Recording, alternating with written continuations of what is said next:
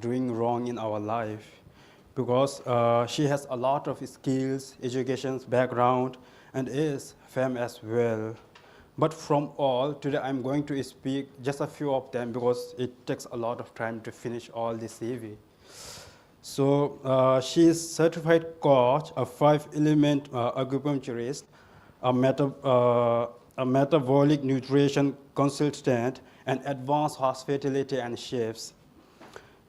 She is the founder of the Divina Liisa method, which is kind of like a full body reset button. And she is also featured in the New York Times, blogged by her clients, powered by breath work, balance, and quite. And honestly, she was very amazing. So as I mentioned that in her CV, she got a lot of skills and education background, but I want to just stop here because you have only a few, like 1 hour time.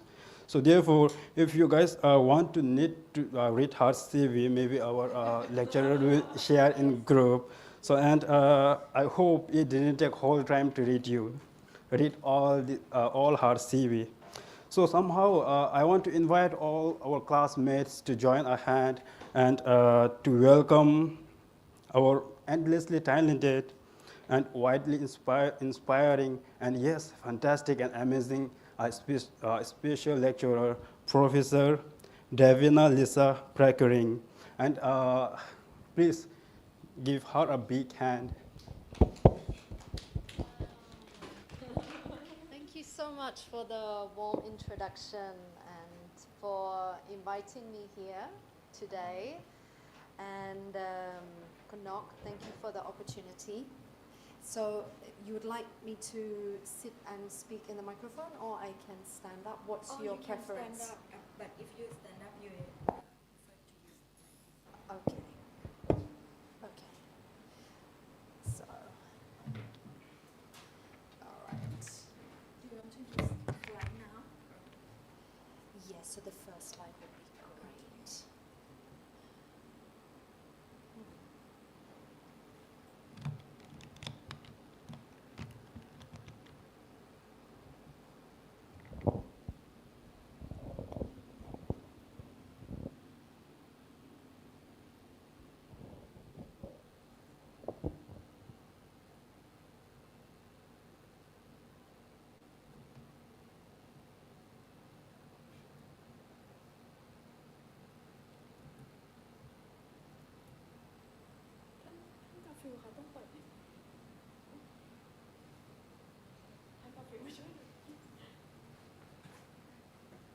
Technical thing, I'm not sure.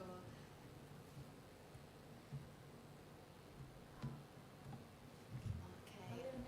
And then I just press the arrow to. Okay. And please use microphone. Okay. I will see how it goes. So we have and online we have also online. Yes. Amir. Hello, Amir. We have many people online as well. No, the audio is not clear. Oh, We okay. can't hear. Okay. So.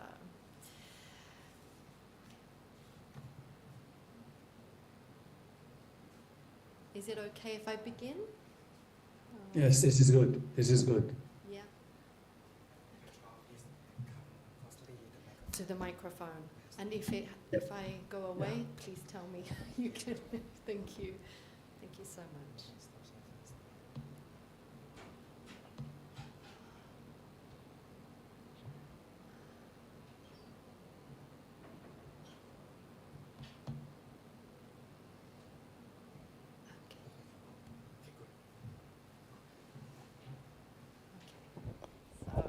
Hello, everybody. Thank you for the opportunity to be here.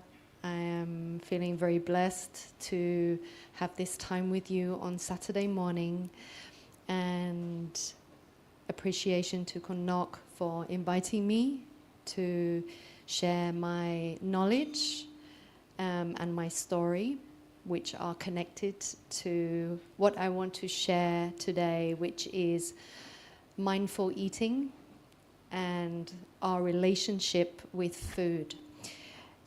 Is everybody able to hear and understand me? Is it okay? Okay. If you don't understand, maybe we have a translator if needed. I don't know, but or if you don't understand, you can put your hand up. Okay. So in English we say Divina, but in Thai, Davina, easier to say. I am half English, half Finnish from Finland, and based in Thailand for 20 ปี, long time.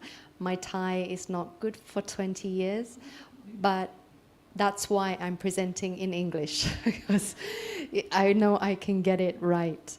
So I will talk slowly and clearly, so I hope you can understand. I'm going to share a subject that I'm so passionate about, which is food. Food is something we can all connect with in all different cultures, nationalities, and food has a communication of its own. We can express so much emotion with food, and it nourishes our bodies and our souls.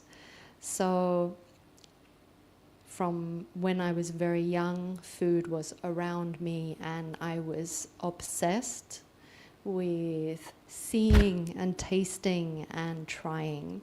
So my journey began with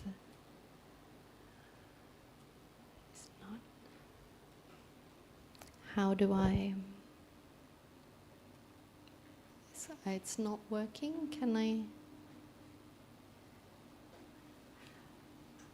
How do I push the slide?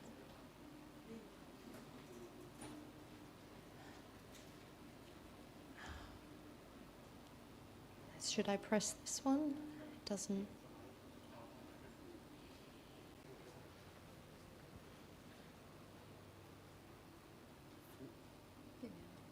Okay.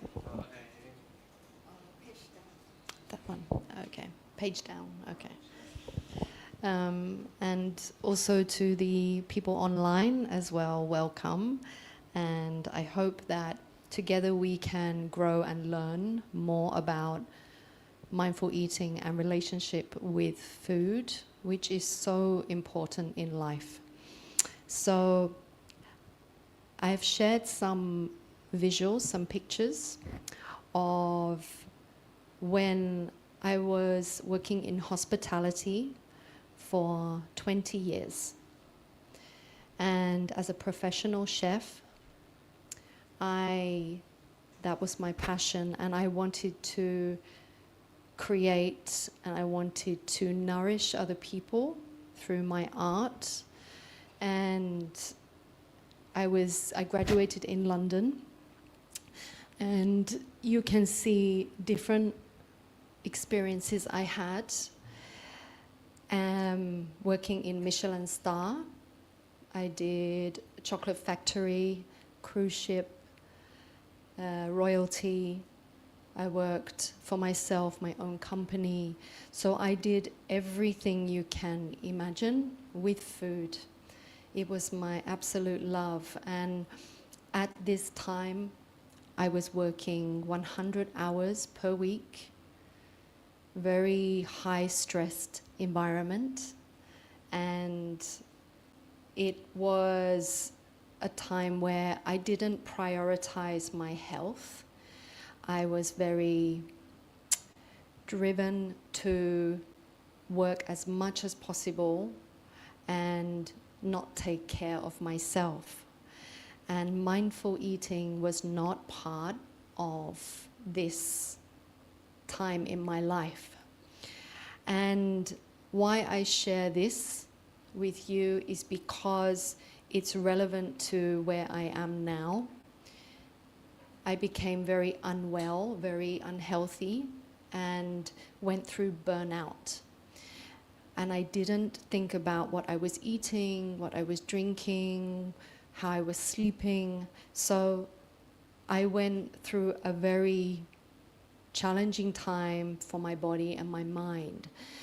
And then when I was admitted to hospital for blood transfusions, I was so sick, no white blood cells left. I then woke up. It was a wake up for me to take focus on my health and my well-being.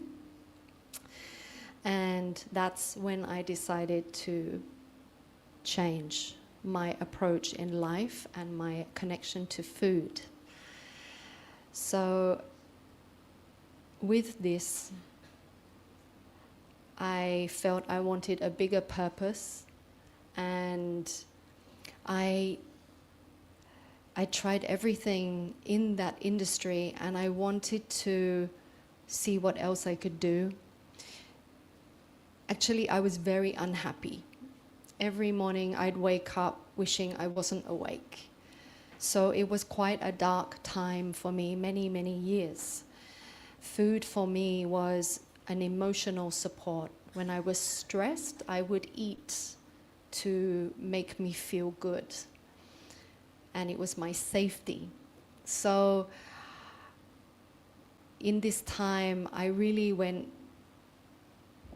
maximum that I could with my health. I had sciatica, I had addiction problems, I had depression, I had suicide, many things, and lost myself. So this, what happened to me with my health, was the biggest blessing. I had to stop and think, what kind of life do I want? How can I be more mindful? And so the next step was to get myself healthy, and 5-element acupuncture, Fangchem, was the biggest anchor for me, the biggest help for me that saved my life. 14 years of treatments. My mentor, she became like a mother, and she, treatment after treatment, she brought me back to life and allowed me to see life that it's worth living. So there's a very deep personal story for me behind all of this. I wanted to share this part first, and everything is a blessing for me. Whatever the experience. So the next step was to try other things for my nutrition, for my physical, to go to take care of myself in the gym, in yoga, and also in meditation, in breath work. So that is where everything that I tried and tested brought me back to a new life. And I decided I wanted to change my career and started my own health and wellness platform, the Divina Liisa method. And that was everything I used for my health to get it back to a very good place in this method. And nutrition and connection to food was a big part of that. And the tagline is feed the mind, feed the body, and feed the soul. So now we're going to go on to what food means to you. So I have a questionnaire that I'm going to pass around, and we're going to go question by question. So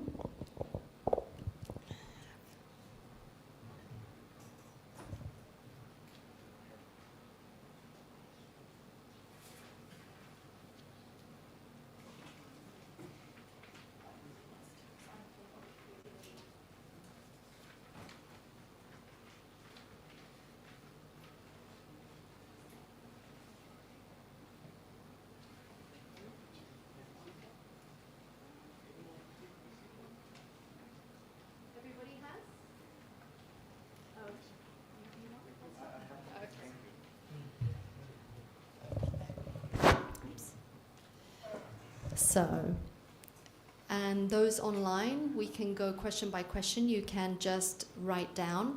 So, the first question, what is your current relationship with food? Meaning, if you don't quite understand, maybe when you think of food, is it something that gives you joy? Is it something that you use just for fuel, just to give you energy? Is it something that brings you back to your childhood? What would that be? There's no wrong or right answer. Just write what you feel.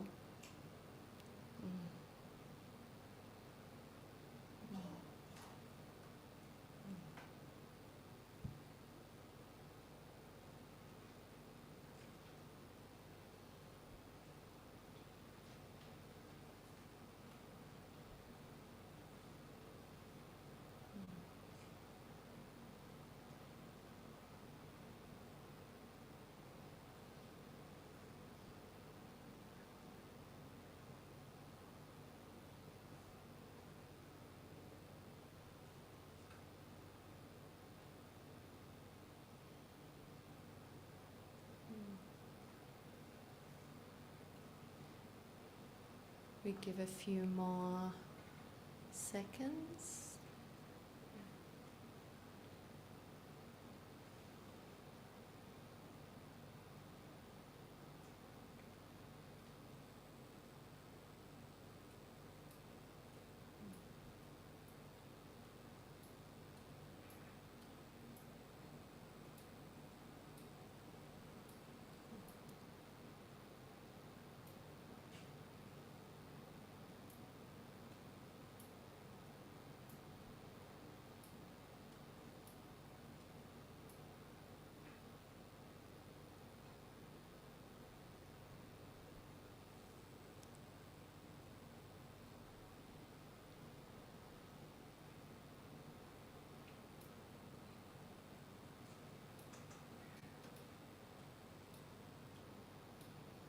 Okay.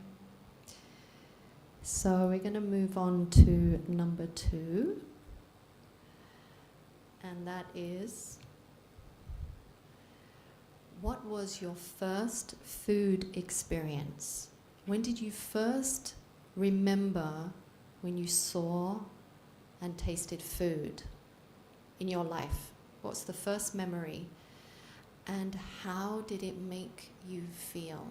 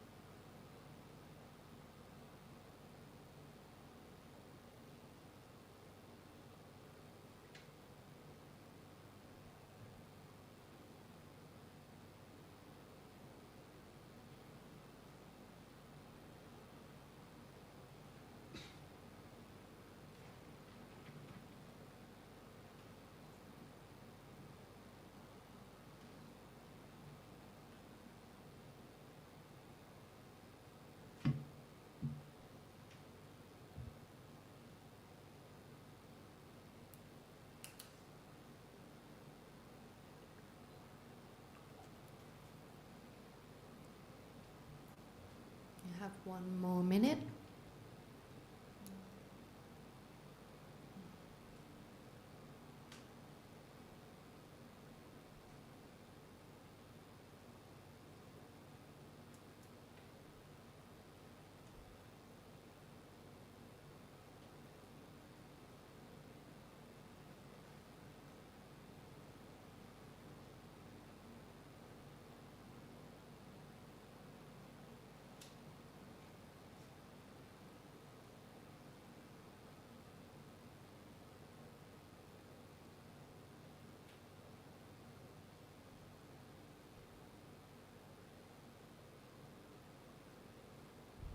Okay. We're going to go to number 3.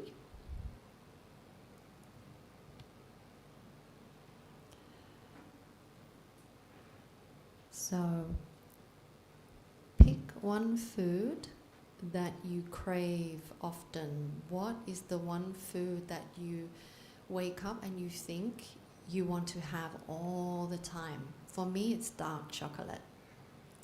I can eat this every day, all day. So what one food would that be for you?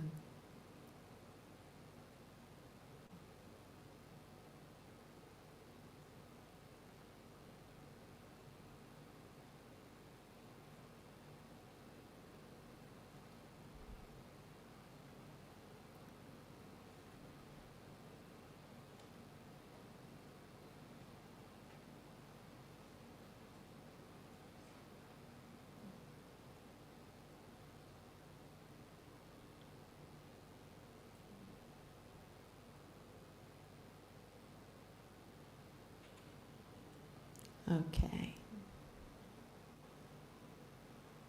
A few more seconds. Nothing's wrong or right, it's just what you feel.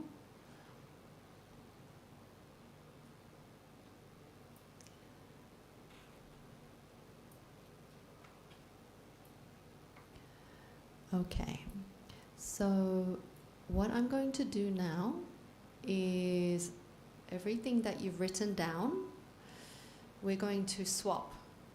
We're going to pass the papers. So 2, 4, 6, 2, 4, 6, 7. So this side of the room, I can have all your papers, and this side of the room, all your papers.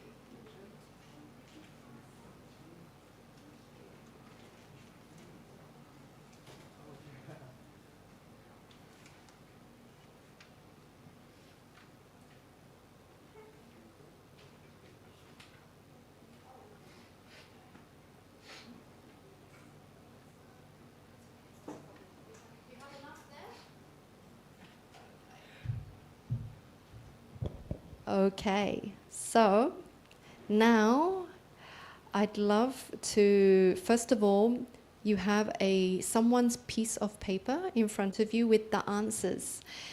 And firstly, to read the answers to see if they are something that are similar to what you wrote or it's very different. It's interesting to see what someone else's opinion is about their relationship with food. And what I want to do, if you feel comfortable enough, I'd like to hear your answers in front of you, not your ones, the ones that are on the paper. So is everybody comfortable to share? Can I give the microphone? Yes, okay. So I start with you. So we go question by question, Okay. and you can say question 1, question 2, question Okay. 3, what the answers are. Okay. And we don't need to give the names, it's just to get feedback. Okay. That's it, that's it. Please. I start now with the first one. Okay, with the first one, the question was, what is your current relationship with foods? And the answer was good. Thai foods make me healthy. And second one? The second question was, what was your first food memory and how did it make you feel? And the answer is apple, because he said that his father brought it from foreign country. At that time, it was difficult to see in his country, and it made him feel very happy. And the third one was, the question was, what is one food you crave often? And the answer was Burmese traditional foods called mohinka. I love to. It's so good. So good. Wow, thank you. You're welcome. You can pass the microphone. The first question, what is your current relationship with the food? The answer is banana, watermelon, and nutty, I don't know this word, front right, and the suit.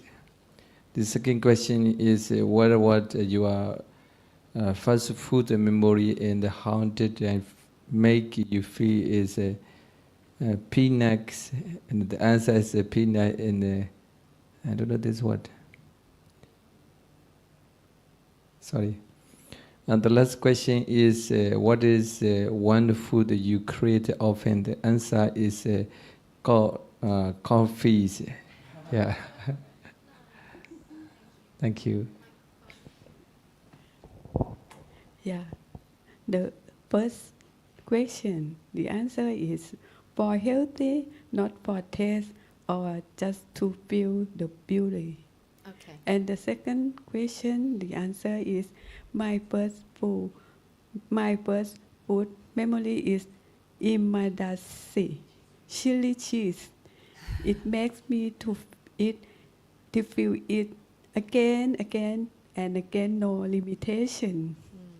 And the third question, the answer is steamed veggie and boiled egg. Okay. Wow. For the first question, what is your current relationship with food? The answer is keep me from being hungry. And the second, what was your first food memory? The answer is eggs with rice. And how did it make you feel? It's warm and tasty. And the third one, what is one food you crave often? It's dumplings. Nice. The answer for the question one is Myanmar leaf tea, and the second one is our traditional food. I feel happy and maybe remember of my childhood life, and the last one is green tea. I love green tea. Wonderful. Okay, the first one is the question is my current relationship with food is good, especially like nutrition food. The second, traditional foods and make me unforgettable. The second, pick one food you earn to eat. Yes, that's all.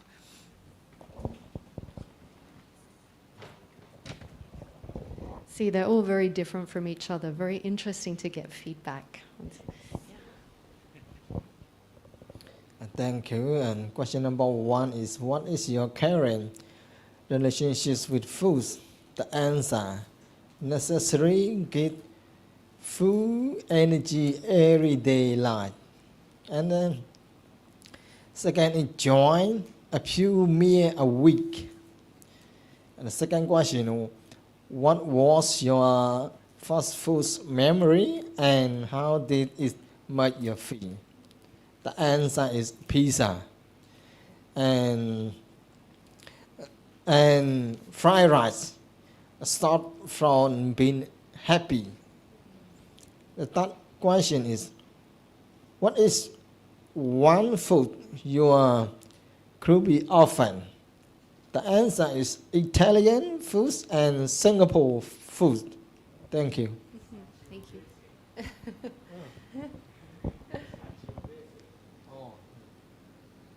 So what is your current relationship with the food? The answer, it makes me joy and fulfill my stomach, then provide energetic for my life. In addition, food also is my medicine. Secondly, what was your first food memory? Tofu. This root tofu being, I ate a lot when I ordained wheat until now. What's one food you crave often? Yogurt, easy for digestion. Thank you.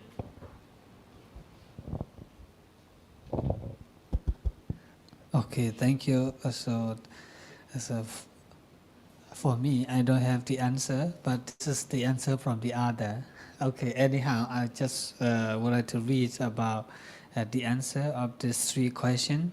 Question number one, about the soya bean, and it's make him more nutritious and be healthy. For the second question is about the mama. Mama mean I didn't know the mama, and when he was a child, I think he may eat all the time in this mama, and this mama make him kinds of delicious and happiness. It's like to enjoy with the northern mama. And the last question is soya soap, and it's warm in his stomach. Maybe when he or she hear smell about the soap, being hungry. Okay, thank you. Okay. Question number one, what is your current relationship with food? Positive way. To press my head and then I pet it. Question number two, what was your first food memory and how does it make you feel? Answer, me. Protest blessed. Question number three, what is one food you crave often? Answer, no food, drinking coffee. I like everything good. Thank you.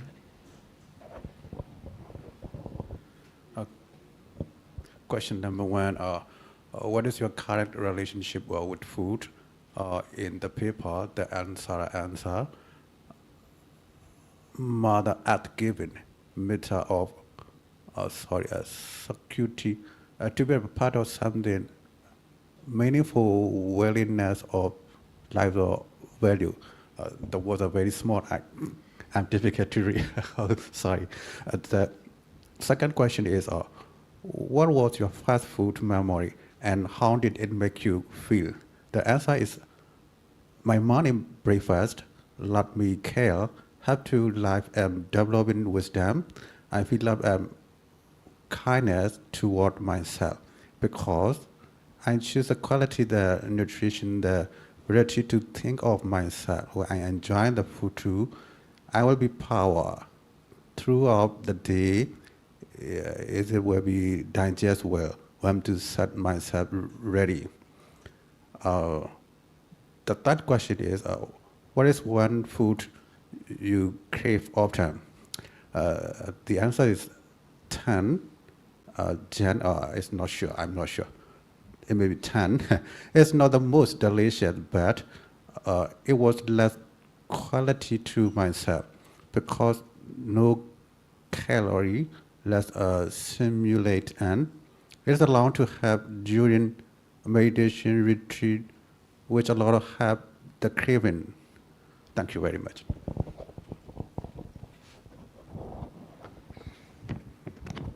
Well, the answer for first question is I feel good to eat vegetables, and the answer for second question is delicious and made me eat more, and the answer for third question is spicy, but I'm not sure about that one. I'm sorry. It's like past them without boiled veggies.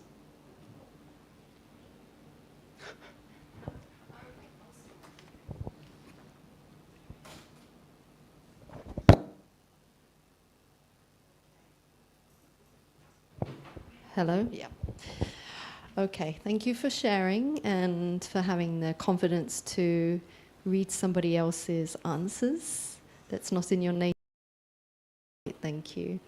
And I wonder, have you had this kind of reflection before about food? Has anyone?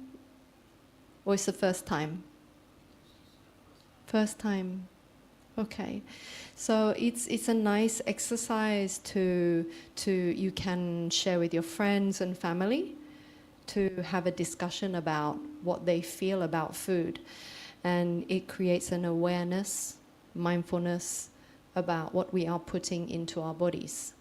So my main goal is to have this, take this with you, so that you can have this conversation with others and see what they say. It's very, very interesting. So the next experiment is we are going to taste something together. So I was working in a chocolate factory here in Thailand for 7 years, doing research and development, and one of the main tasks was to taste every day to see if the product was meeting the standard or it was what the customer wanted, the quality was correct, how did it feel, how did it taste, what was the texture like. So I'm going to go through a little exercise with you, and I have brought some dark chocolate with me that has been produced here in Thailand and grown in Thailand at Tak, T-A-K. I hope I pronounced that correctly. So it's cacao. Cocoa was grown here. And the chocolate was produced in the factory I used to work in. So it's going to be just a nice journey we take together to learn a little bit more deeply about how we can try food more meaningfully. So I'm going to pass around a piece of chocolate.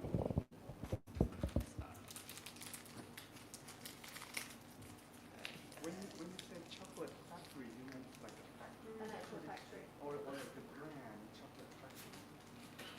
So they bring the chocolate in from Thailand or Belgium and then produce the product. Okay. But it's not the brand, the name, right? That's called chocolate factory because there's one. Oh no, not that one. No, it's called Galatai. Oh, okay. No, chocolate. No, I wasn't. No, it's an actual. That's the type of business, right. Chocolate factory. Okay. But the name of the ground is Galatai. Oh, okay. Yeah. So you take one piece.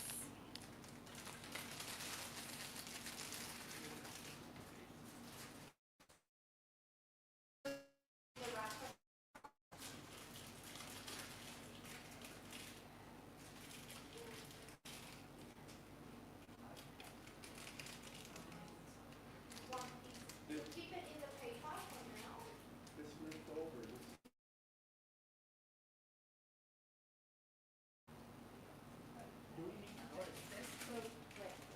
So I'm going to go through the steps. I know I don't speak to start chocolate.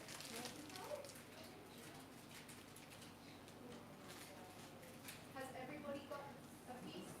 Everybody? Yes. I got two. Oh, okay. You can save that for later. So, all right. So we have one piece of dark chocolate, and those at home online, I hope that you have something to try. I did mention this. I know it's not this chocolate, but the same principle applies to anything that you are trying. So we have a piece of chocolate in a food paper wrapper. And I'm going to go through a process of how to try something at a deeper level. So the first step is, I'd like you to close your eyes. Sit comfortably, and we're just going to take a moment to connect to our breath. And we're going to inhale deeply, fill your lungs with oxygen, and then exhale through the nose. Another big inhale in through your mouth, and exhale when you're ready through your nose. One more deep breath in, and when you're ready, exhale.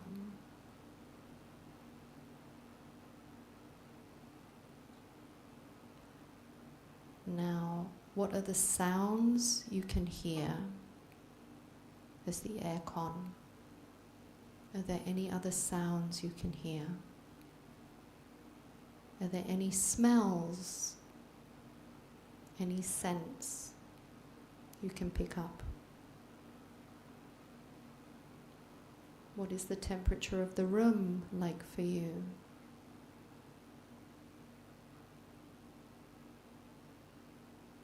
And how are you feeling in this moment?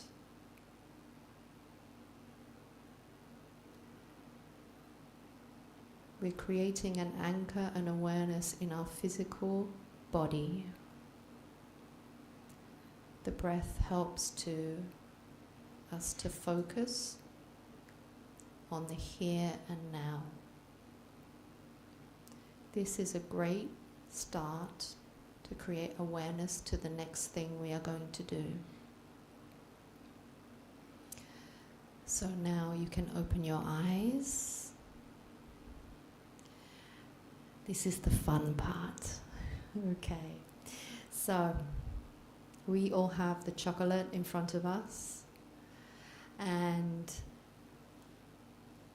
you're able to open it from the back. So just open for now. That's the first step. And look at what you can see in front of you. The colors, the textures. The wrapping, the paper is shiny. The chocolate is dark, a dark brown color. And can you see on the chocolate, it has a design, like some fine lines on there. Then what we're going to do is we're going to pick up the piece of chocolate, and I want you to break it in half. Does it make a sound? Okay. And with one of the pieces of chocolate, I'd like you to bring it closely to you. Have a look at it, all sides. The thickness. Is it shiny? What does it look like to you? How does it feel in your fingers? It may start to melt as well because of the body temperature. The next step, I want you to smell. Close your eyes if you feel that will help to get a deeper experience. Smell it a few times. What are you experiencing?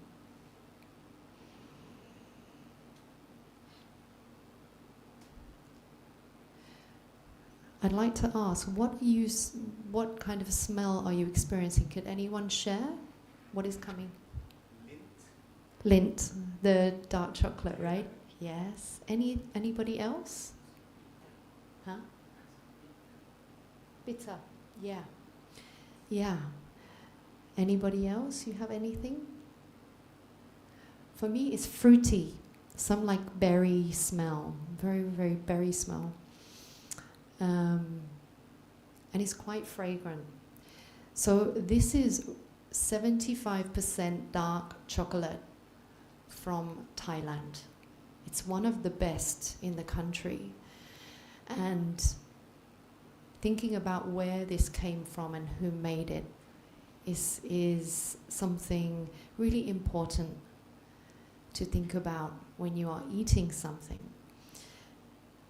The next thing is, we're going to put it in our mouths and let the chocolate just sit on the tongue. Just let it be on the tongue. Close the mouth, but don't need to move the mouth. Just let the chocolate naturally melt. So please. And just let the chocolate sit on the tongue and let your body temperature melt the chocolate.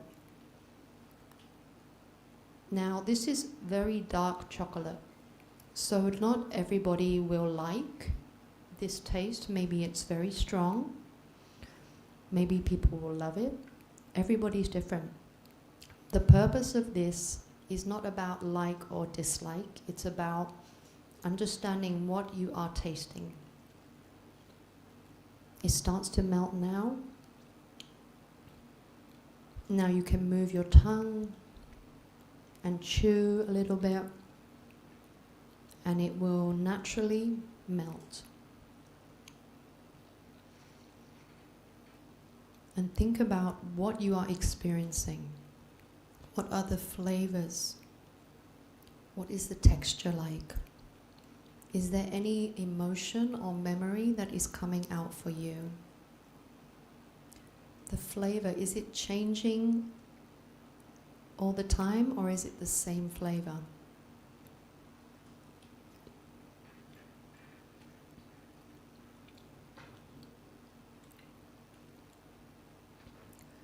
So if anyone would like to share, what has their experience been like? Would anyone like to give an example? Well, it's dark chocolate. It reminded me of about 15 years ago when I was going out with a Swedish girlfriend who she just loved the dark chocolate, and that was the first time I tried the 75, the 85, the 90, and the 99, and that's when I learned about Lindt chocolate. But the taste gets better as you let it sits in your mouth. Yeah. Thank you. Anyone else?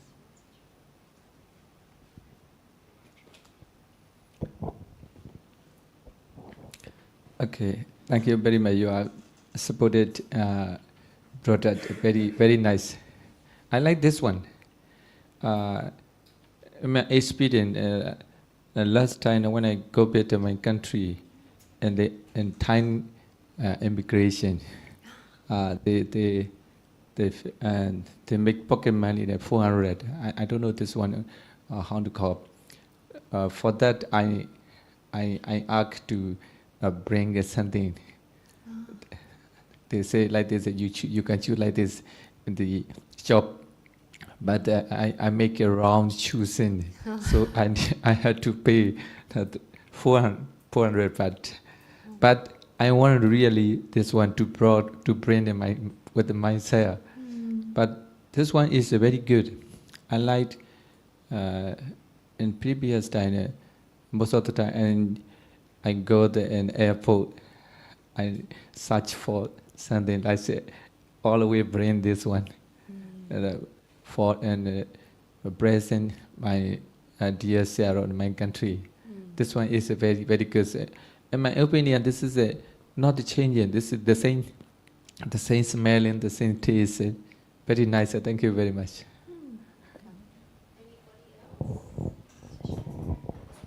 No pressure.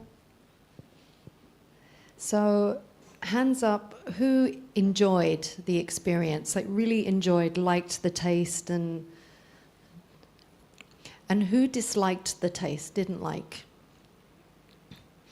It's very strong taste, and it's, as a professional taster, it's something that I needed to taste things even though I didn't like. And you are trained to look at the different levels of what you're trying and understand a deeper level. So I purposely brought the very bitter chocolate for you to experience the real dark chocolate. And 75% means that it's 75% of the cocoa bean that is used in this chocolate, which we get from the earth, from nature, which grown here in Thailand and other countries on the equator of the world. And Thailand has incredible chocolate production now. Before it was very struggling, very hard. Now it's at the level of France, Switzerland, and it's one of the best in the world. And there are many brands. So I highly recommend to try the different brands. And there's also the milk chocolate, it's a little bit sweeter, and white chocolate. So, so it's based on, so you've got the different percentages. Great question. So the percentage 75 is cocoa butter and cocoa mass, like cocoa powder. And then you have some sugar, lecithin, vanillin that is mixed together. And like, maybe not a great example, like wine has different tastes. The chocolate has different tastes as well. So, and same fruits has different tastes. So each one is going to have a very different experience. So I highly recommend for you to try that. Okay. So someone mentioned that they see food as medicine. I can't remember who that was, but yeah, this is, if we were able to wake up every day and think about the food that we eat is going to support our health, our body, our mind. It's very powerful. It's one of the most important things we can do, same like hydration, sleep, breath, connection to nature. Very, very important before anything else, and connection human to human. So these are the basic things that can allow us to live a more healthy, vibrant life. If we are eating when we are stressed, I'm sure everybody had this experience. We are human. It's a very different result in our body. Even if the food is really healthy and we eat and are stressed, we automatically have inflammation in the body. Inflammation is the #1 thing that makes us sick. So we need to try and help the food as a team to be mindful when we eat, so we can have calmness and balance in our body. So if we can do that, then it's going to be our most powerful medicine. And eating food more mindfully, like we did today, with everything that you try, if possible, is something that you will create a deeper appreciation for what you are eating, and ask, where has the food come from? Who produced it? Was it naturally grown? How long did it take to grow? Was it produced in a factory? Is this feeding my body the nutrients and vitamins that it needs? Am I enjoying this moment? And just to give you a picture of where we just tried chocolate. So I don't know if you know where chocolate comes from, but it's grown on a tree, a cacao pod, and inside is the cocoa beans. There's about 30 to 40 cocoa beans per pod. Around 1, maybe 2 harvests per year. And it's quite a difficult thing to grow because of disease, environment, weather, and the tree takes 3 to 5 years to grow the pods, to start to grow the pods. And it's cut by hand, not by machine.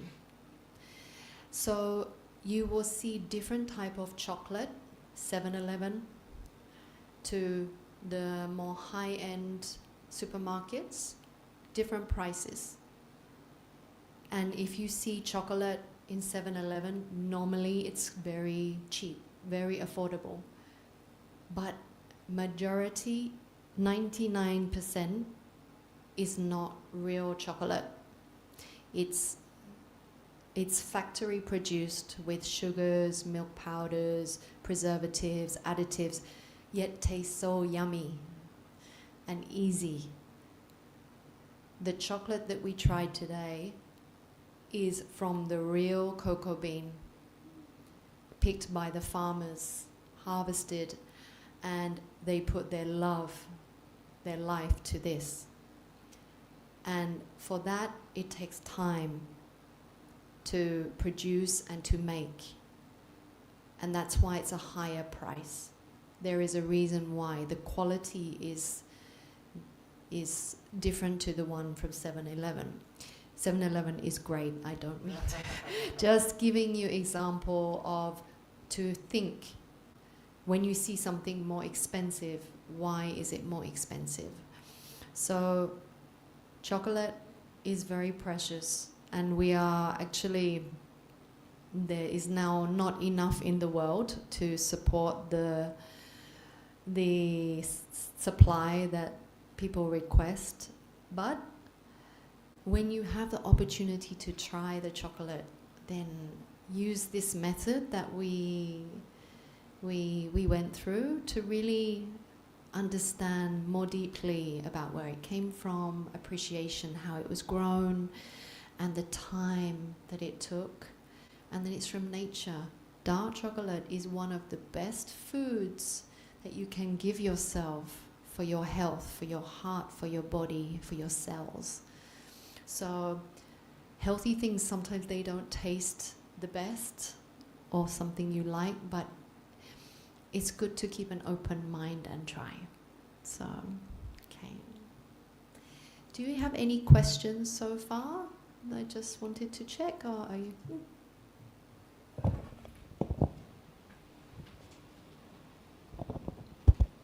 Okay, thank you. So I'm interested in 3 questions that you share to us. I mean, like the purpose of the question. First question, what do you mean? Second question, and third question, what is the point of this one? And to make us to answer these 3 questions. Because when we go back, or even we have a chance to practice, or like to share the others, when we create the first questions, and we have to explain what is the target and what is the purpose of doing this question and this one. And the second one is I'm interested that why you always focus about the chocolates. What is the purpose of chocolates? Yeah, and I heard that chocolates can help us to survive. Even we do not have like a rice or anything, but when we eat chocolate, it can save us to stay instead of the rice. Yeah, is this? This is my question. Thank you. So the first question was, what is the goal of these three questions? So my point for this whole discussion is to give reflection, to think about what was your first experience with food. Like, because we often forget why we are eating. It's automatic. So I like to play a game and go back to the child of why. Like, what was your first memory with food? How did it make you feel? So that you can then create another layer of connection to the food you eat now. It's like you're being playful, and it's mainly about reflection. There's no serious point to it. It's just about to open your mind, to get more appreciation. Oh, because everything in life starts from when we were children. So I think we forget to be that as adults. And in kids, they appreciate things at a deeper level. They are in the present moment. And with children, we have the memory that we bring to adults. So that can carry for our lives. And that's like, I want to understand, how does that make you feel? I'm interested to know, because it's different from myself or somebody. So it's understanding about you as a person, and then for you to open your mind about food and where your relationship with food came. So I hope that answers the first question. And the second one, why chocolate? I wanted to, firstly, it's my favorite thing, but secondly, I wanted to create open the mind of everyone. I think it's an ingredient not many know or understand. And it's something that it's a fun game to try, that it's easy to break down how to taste something, easy to carry. It's from Thailand and it's from nature. And so I want to educate about chocolate as well, because it's a very precious thing and special. So I thought trying something different is important to open your world to another experience. So yeah, that would be my answer. Okay. Eating the chocolate is a kind of like instead of eating rice, by eating the chocolate. Is this? What do you think? I don't think so. So why this question? Interesting. Why rice or chocolate? Yeah, actually when I think about the chocolates, and in my case, and it's like even we are living at my hometown, so we are not engaged with these kinds of this one. Even like our monk also the same. But when we hear the word of chocolate, is we think about the February, about the loving days of the people, only that case.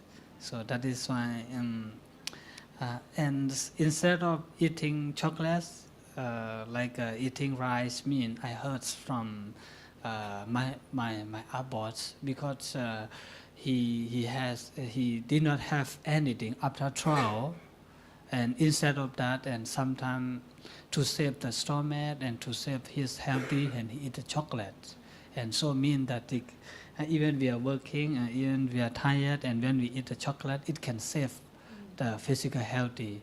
So that is why I'm thinking about why not this one. Thank you for explaining. I think that to say rice or chocolate is it's something I would never say either eat rice or chocolate, because just this or this is not enough for the body. Yet if it's for energy, I would say scientifically, chocolate, the dark chocolate, is the one more beneficial, because rice, it raises your insulin level and makes you tired very quickly. In the body, it's a chemical reaction. With dark chocolate, it doesn't do that. It sustains and it doesn't allow your insulin to spike like that. And it's giving you the antioxidants, the nutrition from the cacao. So they are both very different, but you cannot eat a bowl full of chocolate for your for your lunch. So it's for energy. It's good to have, in the day to give you that.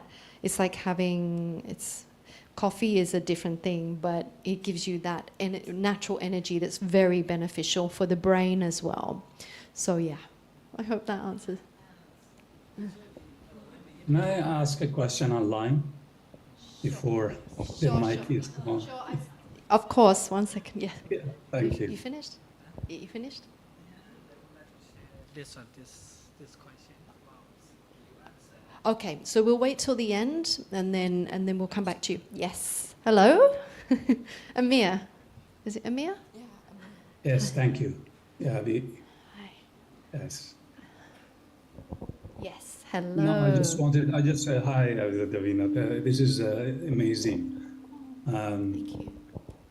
I mean, my experience with food is food as a tool has been quite illuminating how food can be used or can be utilized as a way of speaking about mindfulness and connection. As we're talking about innovative mindfulness, food could be one of those powers, one of those entry points into the realm of connections and mindfulness. And people connect to it. I mean, we connect to it so easily because it's food. I mean, it's just food. And everybody loves it. And those resistance, that has been my experience. Resistance to the practice falls away as we introduce awareness through the raising, through the chocolate or the rice. So this is we are talking about this utter wisdom when we are introducing mindfulness through, let's taste a piece of chocolate. So that's one thing. And then I want to ask you something, and I'm very curious, and this is very genuine because I know how important it is. Have you, or do you, because since this is your focus of work, it's not mine, but yours, have you ever tried this with different patient populations, really training them in appreciating food, training them taking food as medicine, and seeing the result and how their health and their well-being changes course through this practice? I'm just curious because I see a lot of potential in this, and I was wondering if you have done anything of that sort. Thank you. Yes, thank you for your to share your feedback and reflection, and your suggestion also. I used to do this in small groups for kids, but more when I was working in the chocolate factory at Galatai, where I taught them where the cacao came from, and then what's the imitation fake chocolate to the real chocolate, white milk and dark. And it really opened their minds to understand on a different level. And I think that there's huge potential, like you said, for this to be more mainstream, let's say, or for different audiences. Thank you for the idea. Now I'm having all of these light bulbs to think that how I can actually create a program to really bring that awareness, because we are so lost. A lot of us are so lost and autopilot that we are eating when we're stressed, when we're tired, quickly, and even just eating in front of watching our phone. That forget the connection to food, what it tasted like, and 1 minute it's there and the next minute it's finished. So yeah. Thank you. Some of the children they like chocolate so much. I mean, some of the children, adults, they like to eat chocolate so much every day. Children, baby. Yeah, children. They like to eat the chocolates every day, and then they get the facts. Yes. And then they go to hospital. Yes. That is how can we recommend that issue to be helpful for their life. Thank you. So, but so it's about the factor of their condition of where they live, their family, their lifestyle, their food habits, their movement, their activity. Are they playing? Are they running around, or are they in front of the screen? What are their parents, their family doing? Are they have the same practice at school? Are they just sitting down all the time? Are they in a car to get from A to B? It's about the lifestyle. So, reflecting on specifically chocolate, if you can educate, for example, this one is very deep taste, very rich. Can you eat like 100 pieces of this? No. It's quite a strong taste. So the higher the quality of the product, the less you need. You will feel full, you will feel satisfied. So if something is more processed, like let's say 7-Eleven or convenience store, this chocolate it's designed for you to want to eat large amounts and all the time. That means they gain weight very easily. It's full of sugar, full of additives, and it's addictive. So of course, and when you walk in, the kids can get it immediately. Looks shiny, small, cheap. So yeah.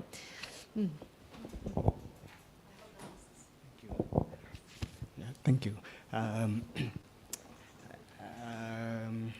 And also we can't have too many of those. It's because I was thinking, as a parent, I think I would be poor. So poor, because I mean, since the slide before this was about medicine, I think it was as I have young kids, I always teach my kids. I think it was Socrates that said this: let foods be your medicine, and medicine be your foods. So I have read researches on how dark chocolate can be healthy for the health of humans. But the point is, since you mentioned about working with young kids, right? So I do try to teach my kids, with these dark chocolates, what they do, all of them, they spit them out. So it becomes more kind of like a negative reinforcement, kind of like if you don't talk nice or if you don't behave well, I will feed you dark chocolate. So, and you're right, they always crave for the cheaper version with full of sugar that spike up their insulin levels. So I have two questions, Miss Divina. One is, since you work with kids, could you kindly recommend me as a father of young kids how to teach them to start consuming dark chocolate, like how we adults, can handle? And the second one is that was, back to the slide that you had before with the cocoa fruit. Once you crack them open, they don't come out as the last picture on the right-hand side, right? Miss Divina? I mean, comes out in bars. Great questions. We're okay for time? Okay, thank you. So the first one, if you give a dark piece of chocolate immediately to kids, immediately they're going to reject. So it's about creating a playful environment and building up the education of what they are tasting. So really giving them, whether it's a YouTube of explaining where cacao comes from, a visual, so that they can understand where it's from, and then doing it in bite-sized chunks. If their attention span is like, you know, they can only have like a 5-10 minute attention span, just part one and then come back another day to going into the white milk and dark chocolate, but also buying the good quality and the negative, the bad quality, let's say, the fake quality, so that they can understand it's not about tasting if you like, it's about seeing what is the difference. So give them like a project to identify with the exercise we did. And also I'm very happy to exchange contacts, and I can guide you through more of a program to help. And it's about creating that project mindset and being open to trying. Okay, maybe you don't like, but what is it you don't like about it? But there's a technique on how to bring them in, and I can share more. I would need another 20 minutes to share that, but start with something they're going to enjoy, the white chocolate, and the imitation, the fake chocolate, and then build them up to the milk and then to the dark, and the dark just a tiny bit, you know. And if they don't like it, that's fine. Their taste palates will adjust. But is there any way you can adapt where they don't have access so much to the kind of highly processed? And you can make things with the dark chocolate that kind of soften, make it less strong. And there are different levels of dark chocolate. So the 50 or 55, I think they will start to, because it has higher sugar. So I am happy to guide after this to how I can help you on that. The second one is about where does chocolate really, how is it made? Is that the question? Yeah. Yes. Yeah. So the chocolate comes from that cacao pod, and inside you saw the beans. They cut it and open it up. It looks like mangosteen a little bit. And inside they take these beans and they place them in the sun to dry. And they keep moving it until the sun dries it completely, and then it looks like a coffee bean almost. And then they put it in an oven to roast, and then roast it for however long they need, and then they put it in a machine to break it down to a liquid for about 12 hours, can be up to 3 or 4 days. It's called conching. And then they add, once it keeps mixing, it gets finer and finer. The heat, friction of the machine releases the cocoa butter and the cocoa mass from the bean. It's about 50% cocoa butter, 50% cocoa mass or cocoa powder in the bean. And then either the machine separates the fat and the cocoa mass, they're both liquid, it's a very hot liquid, or they mix it into a recipe, add sugar and other things. So yeah, so that would be, I hope that answers your question. So yeah, so okay, yes, sure.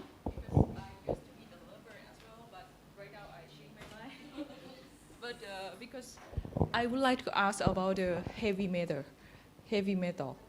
Yes, it's quite a big concern because I have seen from the like European idea as well about this, and I used to be. And you say that who gonna eat this for 100 like bar?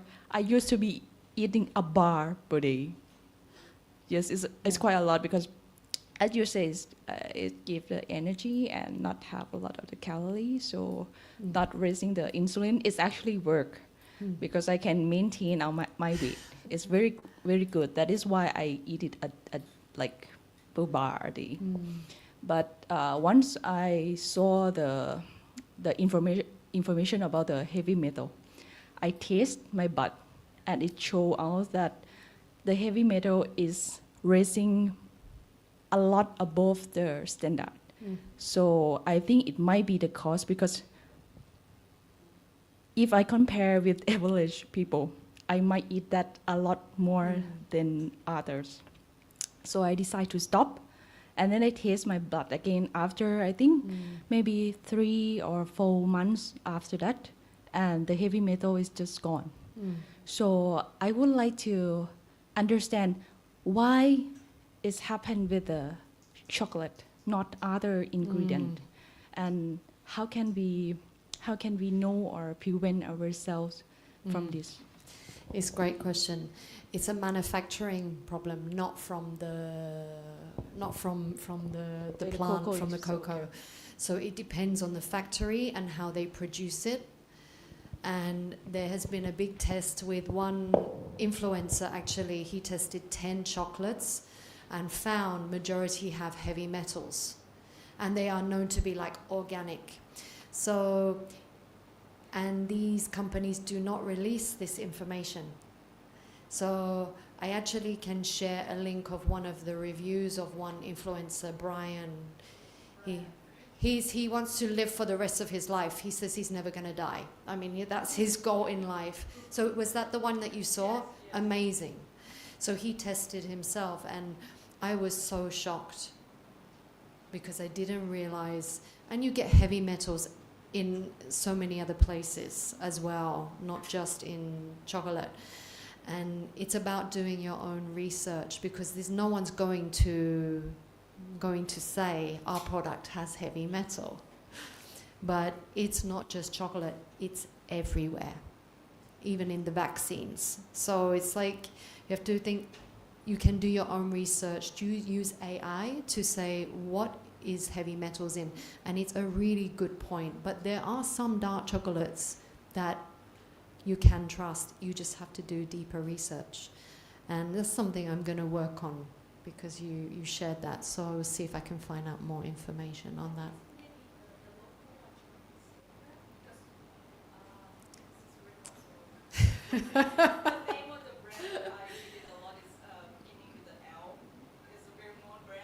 Lynn, yeah. Yeah, it's okay. Yeah. Right. So it's all about the factory and the production. So you can't trust until you actually have the scientific proof. So I cannot say yes or no. All I can say, I'd need to see the research. Have they done the testing themselves? So at the end of the day, we cannot not live. You know, it's. Would you rather go for, let's say, McDonald's, or would you rather go for dark chocolate? It's an extreme example, but there's only so much we can do. Vegetables don't have the same nutrition that they used to have 40 years ago. They've done testing. It's lost 30-40% of its nutrition. But what do? We eat what we have and try to do, our due diligence to eat the best quality and then do more deeper research. But you're totally 100% correct. And of course, that's really surprising that you tested your blood after 4 months and, had that. That's very, very shocking.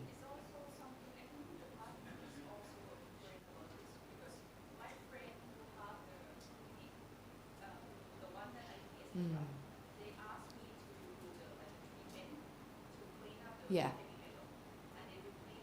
Great.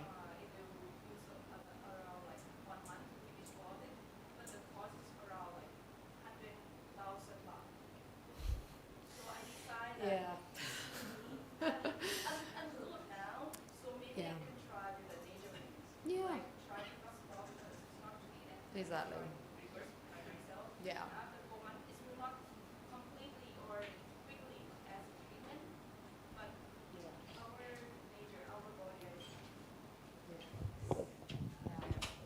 Thanks for sharing. Can I ask one small question? I want to know in the topic on mindful eating, the meaning of mindful eating. Can I explain or in brief? Yes. Oh, I thought you were going to tell me. Yeah, I saw the topic on mindful eating, the definitions or the meaning. I want to know. So, mindful eating. So in the description, mind. So placing your mind, focusing in the moment, connecting to your breath, like we did the breathing meditative exercise. If you can do that before you eat and during when you are eating, that is mindful eating. Being aware of every bite, and even when you are picking up the spoon and when you are moving it to your mouth, and every step, every breath, every experience in that moment, being fully focused on your meal, on your food. That for me is mindful eating. I hope it's not a short definition, but I hope that answers your question. Yeah. Thank you. Anybody else wanted to? Do you have time? Still, right? I can question, right? Okay. Time? Okay. Okay, we have time. Still half an hour. Okay. So I'm interested. Yes, I'm interested to know more the flavor because you, as a researcher, you research too much of chocolate. Right. So I'm wondering that the people desire different. People yes. like sweet and bitter, something. Like for me, I don't like this taste, honestly. Yeah. So how do you analyze the chocolate taste when you make this chocolate? How do you analyze the different flavor? I mean, how do you research that? Because people desire not same like taste. Yeah, it's a great question. Okay, so if you are going to, for example, as a professional taster, you are tasting something not because you like it. So your connection and emotion to that thing, that food, it's something that cannot be there. And that takes time to train. Okay. Because if immediately say, for me, let's say durian, I tried for me and I didn't like. So immediately I cut off everything else. And I don't allow my brain to register and think about what else am I experiencing. So that immediate don't like is then I don't give the space for my brain to understand what am I tasting, what are the flavors. Mm-hmm. So flavor comes in different layers, and there is a whole spectrum, whole graph of different flavors that they use for coffee, for chocolate, for wine,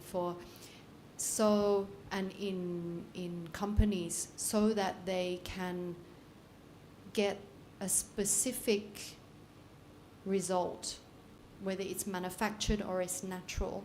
So it's something you are trained in. You have your sweet, sour, bitter, salty. That's the basics. And I've forgotten the Japanese. I can't remember. It's gone.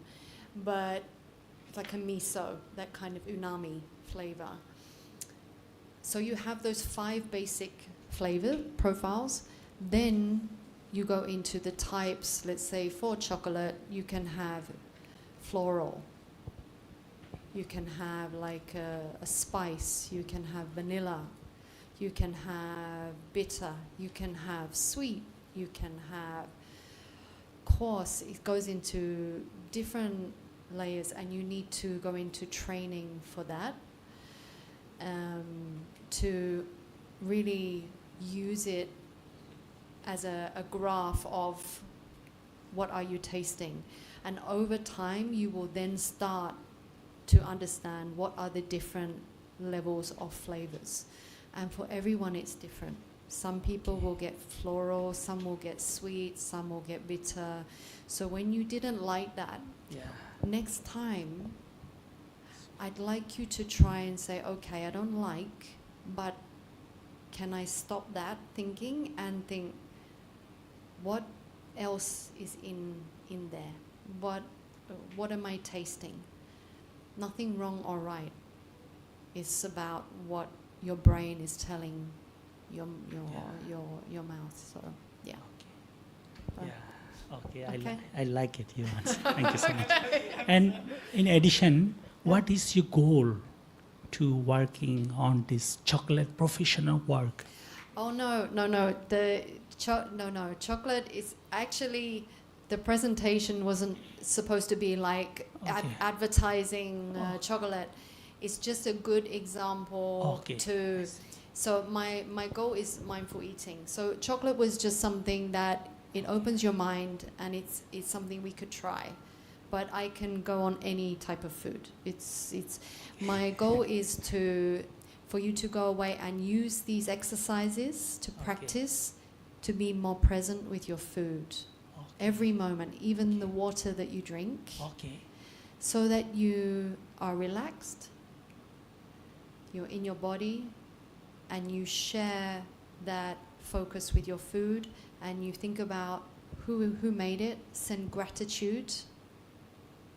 Say, I always do a gratitude before I eat, and think about who made this, and appreciation that I have that in front of me, and that I'm so lucky to have this food, and that what it's going to do to nourish my body, and how it will support my health, and be able to stay healthy for my life. So for that, we need to be mindful. Yes. And that is with everything in life, right? Yet it is difficult sometimes. So we are human, and no problem if you cannot do it all the time, but if we can have reminders and practice together, and then we can make those small changes, and it becomes a habit, a skill, and then becomes natural. So I want you to be able to enjoy, have pleasure in your food, and have appreciation. Be mindful, because your body will thank you for it, 100%. So. Okay. Thank you very much for your right answer. Pizza and to taste. not Maybe chocolate your body again. won't thank you for that, maybe. But thank you so much. I think that's it. Okay.